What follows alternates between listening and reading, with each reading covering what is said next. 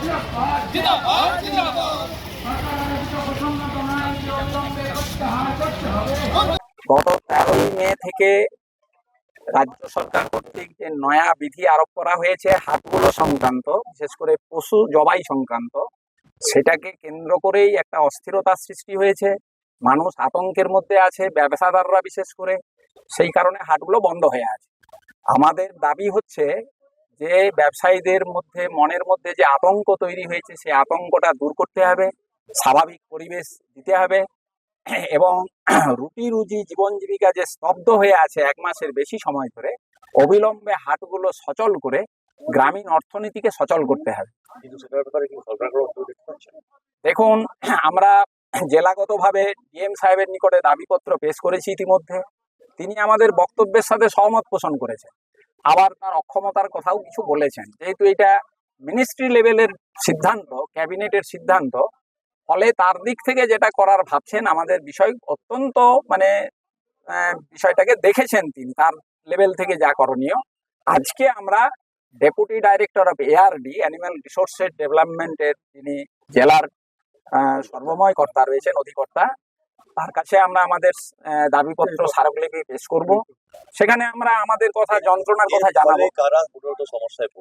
সমস্যায় পড়েছে বাঁকুড়ার সুনুকপাড়ি থেকে শুরু করে খড়াধরা, লক্ষ্মীসাগর, দেউলভিড়া, পাত্রসাহেব, কাঁকিলা, কতুলপুরের হাট, হাটাশুড়িয়া, পাবড়ার হাট, এতগুলো যে হাট, এক একটা হাটে হাজার হাজার মানুষ তাদের জীবন জীবিকা এটার উপরে তাকিয়ে থাকে। সেখানে কে থাকে না?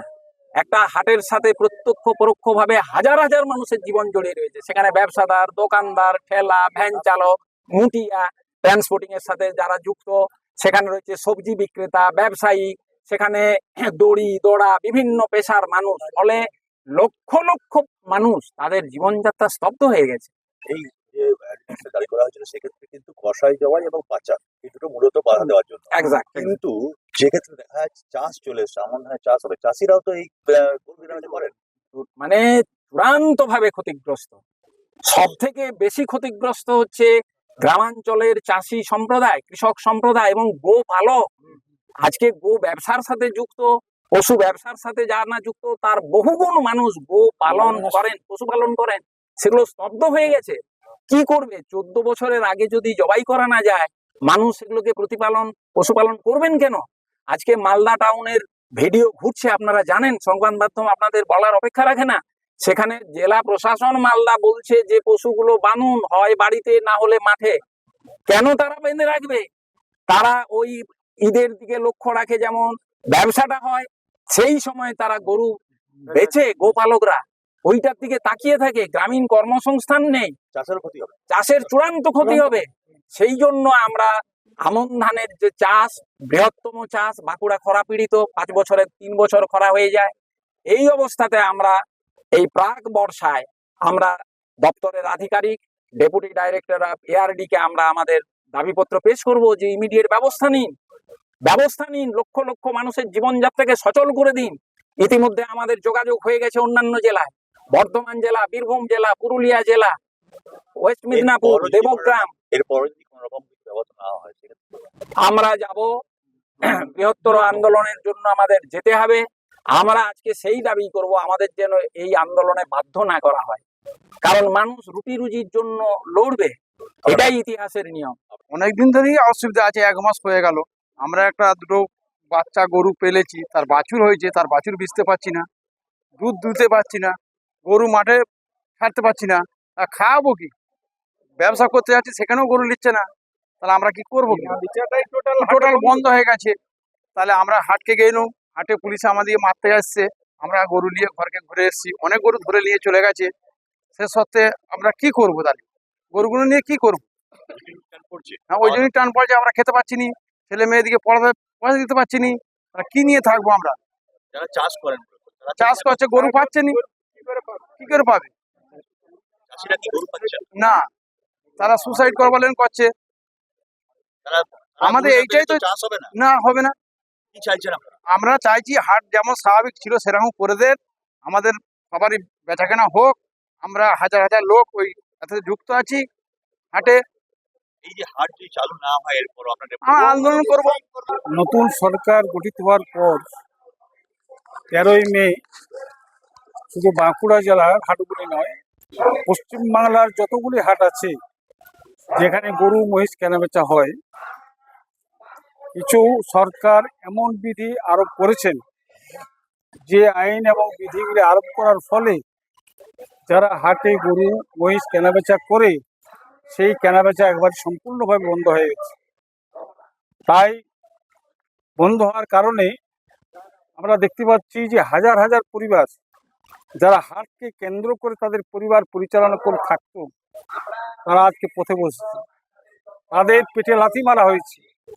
হাজার হাজার পরিবারের আজকে রুজি রোজগার একবারই বন্ধ হয়ে গেছে, যাদের আর কোনো কর্মসংস্থান নেই। হাটকে কেন্দ্র করে তাদের জীবন জীবিকা পরিবার পরিচালনা করতেন। এইরকম একটা অবস্থার মধ্য দিয়ে আমরা প্রশাসনের কাছে দাবি রাখছি যে আপনারা যে বিধি আরোপ করেছেন সেই বিধির কিছুটা শিথিল করে অবিলম্বে বাঁকুড়া জেলায় শুধু 10টা হাট শুধু নয়, পশ্চিমবাংলার যে হাটগুলি আরও আজকে আছে যেখানে গরু মহিষ কেনাবেচা বন্ধ হয়ে গেছে, সেই হাট পুনরায় চালু করা হোক, গরু মহিষ কেনাবেচা আবার পুনরায় চালু করা হোক।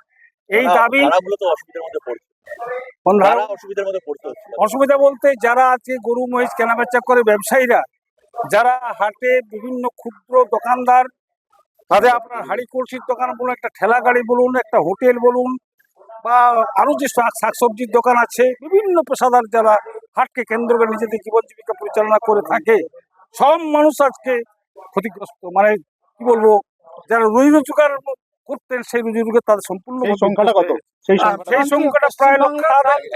হ্যাঁ, প্রান্তিক মানুষ আজকে শুধু আমাদের একটা হাট তো নয়, আজ বাঁকুড়া জেলার 10টা হাট থেকে আজকে আমরা কয়েক হাজার মানুষ এসেছি। তাহলে তাদের রুজি রোজগার আজকে সম্পূর্ণভাবে বিপর্যস্ত।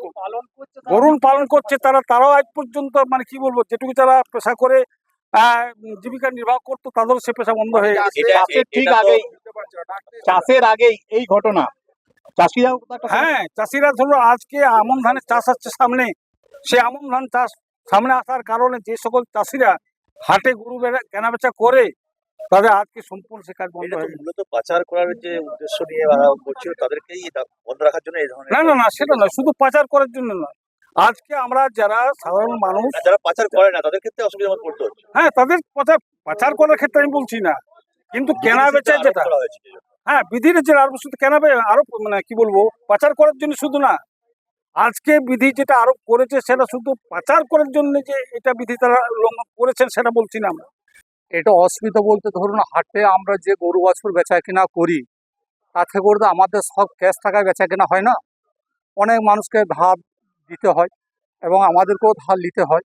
এরপর হঠাৎ করে যে হাটটি বন্ধ হয়ে গেল, এরপর আমরা যে মানুষের কাছ থেকে, হয়তো আমার কাছ থেকে কেউ পাবে, আমি তাকে দিতে পারছি না, এবং আমরা কারোর কাছ থেকে পাবো, যদি তার কাছে টাকা চাইতে যাচ্ছি সে একটা অজুহাত খাড়া করছে যে আমরাও মানুষকে ধারে দিয়েছি, আমরা টাকা পয়সা কোথায় পাবো, টাকা পয়সা দিতে পারছে না। গরু মহিষ বিক্রি বন্ধ। এবারে গরু মহিষ বিক্রি বন্ধ হয়ে যাওয়ার জন্য এই একটা সমস্যা দেখা দিচ্ছে। গরু মহিষগুলো হবে কি এখন কি যে হবে সেটা তো আমরা কিছু খুঁজে পাচ্ছি না। তার কারণ গরু মহিষগুলি ঘরে বাঁধা আছে, এরপর ধরুন এখন একটা খোলা মাঠ, এখন যদিও আমাদের অসুবিধা হয়নি, কিন্তু আর ধরুন 10 দিন 20 দিন পরে তো চাষ লেগে যাবে, তখন আমরা গরু বাছুর নিয়ে কি করবো? আমরা তো এবারে সরকারকে আমরা বলবো যে আমাদের কাছ থেকে গরু বাছুরগুলো সরকার নিয়ে যাক, তাছাড়া তো আমাদের উপায় নেই কিছু, আমরা কি করবো এরপর? আর এই যে ধরুন অনেক মানুষ হয়তো আমার কাছে টাকা নাই, কিন্তু আমি কি করব, আমার একটা ব্যবসা করতে হয়, তখন লোন নিয়ে কারোর সঙ্গে টাকা ইন্টারেস্টের উপরে নিয়ে পাচ্ছে না, প্রতিপালন করছে কিন্তু বিক্রি করার জায়গা নেই। বিক্রি করার কোনো জায়গা নাই, কোথায় পাবো বিক্রি করতে? এখন হাট ঘাট সমস্ত কিছু বন্ধ করে দিয়েছে, তারা তো গরু মহিষ কিনে পরে চাষটা বন্ধ, তারাও তো চাষ করতে পারছে না। এখন চাষিরা, আজকে আমরা ব্যবসাদাররা শুধু অকেজো হয়নি, এর সঙ্গে সঙ্গে চাষিরাও অকেজো হয়ে গেছে। তার কারণ আজকে অনেক চাষি আছে, আজকে হয়তো সরকার বলছে ট্রাক্টরে চাষ হচ্ছে, আজকে আপনারা দেখুন বাঁকুড়া পুরুলিয়া যে জায়গা পাথরের জায়গা, সেই জায়গা তো আর গরু মোষ ছাড়া গাড়িতে চাষ হয় না।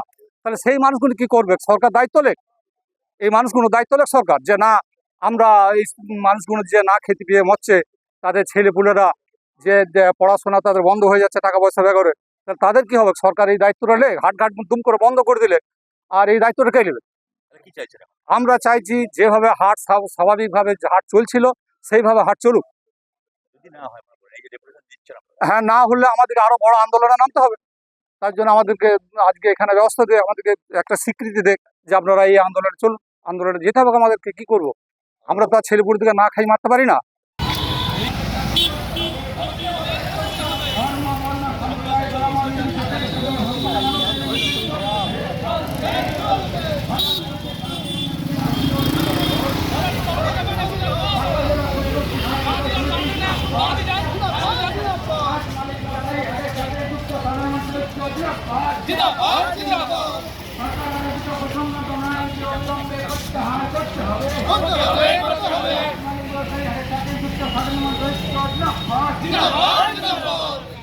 সংস্কার খুলে দেওয়ার অবিলম্বে কার্যকরী ব্যবস্থা নিতে হবে।